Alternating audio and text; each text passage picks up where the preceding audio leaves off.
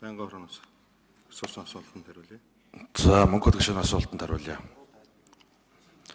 Энэ гайлын тухай хууль, нэмэгдсэн урт галуун татврын тухай хуулиас чөлөөлөх тухай хууль, төсвийн тухай хуулийн 6-гийн 2-5-ыг зөрчиж орж ирсэн.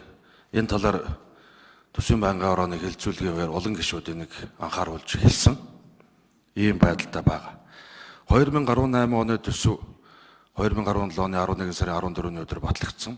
Түүнээс хойш 5 хуулийн төсөл төсвийн хуулийн 6-гийн 2-5-ыг зөрчиж оруулж ирж их хурлаар батлагдсан. Эхнийх нь малын тижэл өвс хүнсний болон өрийн улаан буудаг гайлын болон нэмэгдсэн уртгийн албан татвараас чөлөөлөх тухай.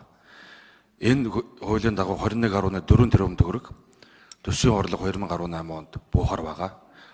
Хоёрдугаарт бүгд найрамдах хятад улс Оросын холбооноос улсаас импортлж байгаа цахилгаан эрчим хүчийг гайлнуудын татвараас чөлөөлөхөд 7.4 тэрбум төгрөг төсвийн орлого буурахаар ийм шийдвэр орж ирсэн. Гуравдугаарт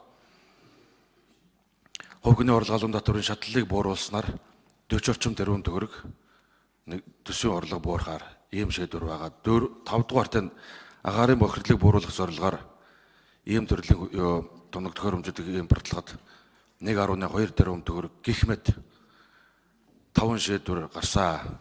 Энэ талаар төсвийн байнгын орооны хэлэлцүүлгээр гишүүд санал нэгтэйгээр хууль зөрчиж байгааг сангийн хамт анхааруулсан. Мөнх хөтгшөнд 1 минут хэмжээгэй. Сангийн сайд жоохон буруу л тийшээ яриад хариулаад байна да. Би танаас татврын хууль асуугаагүй. Төсвийн тухай хуулийн 6-гийн 2-5-ыг сангийн сайд энэ орж ирж байгаа энэ хуулиудтай ч холбоотой гарын үсгээ зурж зөвшөөрлийн нэгж оруулж ирдэг шүү дээ. Энэ гайл татвартай холбоотой бүх асуудлууд. Тэгээ энэ орж ирж байгаа асуудал чинь төсвийн тухай хууль зөрчөөд байгаа юм биш үү? Төсвийн тухай хууль зөрчсөн бол энэ хүүхдийн мөнгө ялгаагүй.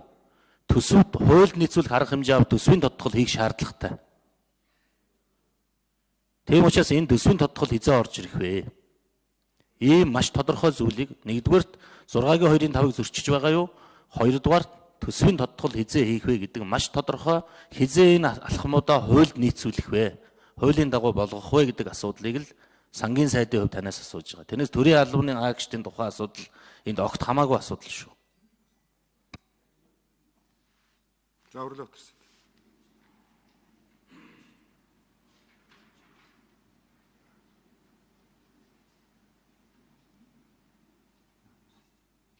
Хууль зөрчөөгүй гэдгээ түрүү маш тодорхой тайлбарласан.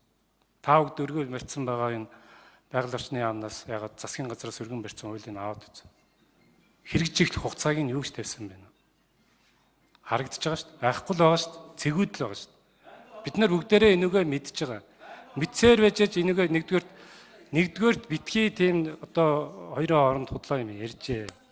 Нэгдүгээрт, хоёрдугаарт ер нь тэгээд гаргаж байгаа хуулиа бид нар бусад хуулиудтайгаа нийцүүлж гаргаж явах ёстой.